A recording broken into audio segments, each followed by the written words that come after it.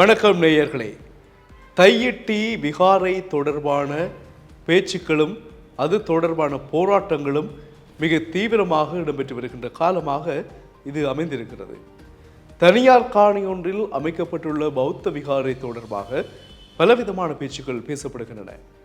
இது தொடர்பாக அரசாங்கம் இதுவரையில் எந்த விதமான முடிவுகளையும் எடுக்கவில்லை என்று அரசு தரப்பில் சொல்லப்பட்டிருக்கிறது.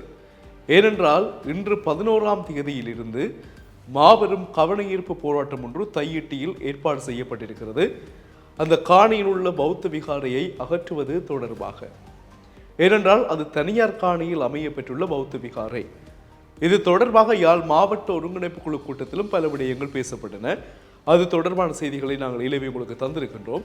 இந்த பௌத்த விகாரை தொடர்பாக அனுரகுமார் திசாநாயக்க அரசாங்கம் என்ன விடயங்களை முன்வைக்கப் போகிறது, எப்படி அதை கையாளப் போகிறது என்பது தொடர்பாக அரசியல்வாதிகள் மட்டுமல்ல பொதுமக்களும் காத்திருக்கிறார்கள். இது தொடர்பாக புத்த சாசன சமய மற்றும் கலாச்சார அலுவல்கள் அமைச்சர் ஹெனிதும என்ன சொல்லியிருக்கிறார் என்றால், இது நாங்கள் எல்லோரும் சேர்ந்து பேசப்பட வேண்டிய விடயம்.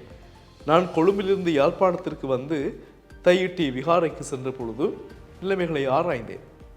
உண்மையில் இது ஓரிருவர் பேசி எடுக்கக்கூடிய முடிவு அல்ல. ஏனென்றால் இது ஒரு பாரதூரமான விடயமாக சென்று கொண்டிருக்கிறது.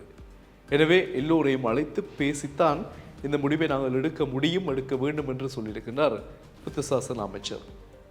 இது அடிப்படையில் நாளைய தினமும் மாபெரும் போராட்டம் ஒன்று தையிட்டியில் இடம்பெறுவதற்கான ஏற்பாடுகள் மும்முரமாக நடைபெற்றுக் கொண்டிருக்கிறது. இந்த போராட்டமானது என்ன விதமான விளைவை கொண்டு வரப்போகிறது என்பது தொடர்பாகவும், இந்த போராட்டத்திற்கான ஒரு ஒருங்கிணைப்பு குழு கூட்டத்தில் பேசப்பட்ட சில முக்கியமான விடயங்கள், அதிலும் தமிழ் தேசிய மக்கள் முன்னணி தலைவர் கஜேந்திரகுமார் பொன்னம்பலம் இலங்கை ஜனாதிபதி அனுரகுமார் திசாநாயக்க யாழ்ப்பாணம் வந்த பொழுது 20 விடயதானங்கள் தொடர்பில் பேசப்பட்டது ஜனாதிபதியுடன். அந்த ஒருங்கிணைப்பு குழு கூட்டத்தில் தான் விகாரை தொடர்பாகவும் பேசப்பட்டது. அதில் வேறு பாராளுமன்ற உறுப்பினர்களும் வேறு விதமான கருத்துக்களை எல்லாம் சொல்லியிருந்தார்கள். அது தவிர அந்த பௌத்த விகாரையின் விகாராதிபதியும் தனது கருத்தை சொல்லியிருந்தார். அது என்னவென்று உங்களுக்கு ஞாபகம் இருக்கும். இந்த விகாரை என்பது அமைக்கப்பட்டிருக்கிறது. இந்த விகாரைக்கான தேவைகள் பல இருக்கிறது.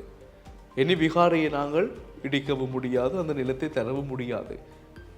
மக்கள் முன் வந்து அழகுற அமைப்பதற்கு தேவையான வகையில் இடங்களை தர வேண்டும் என்ற விடயமும் பேசப்பட்டிருக்கிறது. ஒருங்கிணைப்பு குழு கூட்டத்தில் பேசப்பட்ட விடயத்திற்கும் எங்களுக்கும் சம்பந்தமில்லை. எங்களை அழைத்து ஒருங்கிணைப்பு குழு கூட்டத்தில் இந்த முடிவு எட்டப்படவில்லை என்று விகாராதிபதி சொன்னதாகவும் ஒரு செய்தியை நாங்கள் உங்களுக்கு வழங்கியிருந்தோம். எனவே இந்த தையிட்டியில் தனியார் காணியில் தமிழ் மக்களுடைய காணியில் அமைய பெற்றுள்ள பௌத்த விகாரை தொடர்பாக மிக முக்கியமான கரிசனை எடுக்க வேண்டும் அரசாங்கம், அதனோடு சார்ந்த அமைச்சுக்கள், அதிகாரிகள். இது தொடர்பான போராட்டம் நாளை பெரிய எடுப்பில் இடம்பெற இருக்கிறது. அந்த போராட்ட களத்தில் வலியுறுத்தப்படுகின்ற விடயங்கள், தாங்கப்படுகின்ற ஸ்லோகங்கள், பதாதைகள் என்ன விடயத்தை வெளிப்படுத்தி நிற்கப் போகின்றன என்பதனை நாளை கட்டாயம் நீங்கள் எல்லாம் அறிவீர்கள். அந்த இடத்தில் செய்திகளை உடனுக்குடன் நாங்கள் தர காத்திருக்கின்றோம். இப்பொழுது புத்த சாசன அமைச்சர் சொன்ன விடயம் இது வெறுமனே ஓரிருவரோடு பேசி முடிக்கின்ற விடயம் அல்ல. இது ஒரு பாரதூரமான விடயம். எல்லோரையும் அழைத்து பேசித்தான் ஒரு முடிவெடுக்க வேண்டும். இதுதான் அவர் சொன்ன விடயம், அரசாங்கத்தின் நிலைப்பாடாக. மீண்டும் சந்திப்போம்.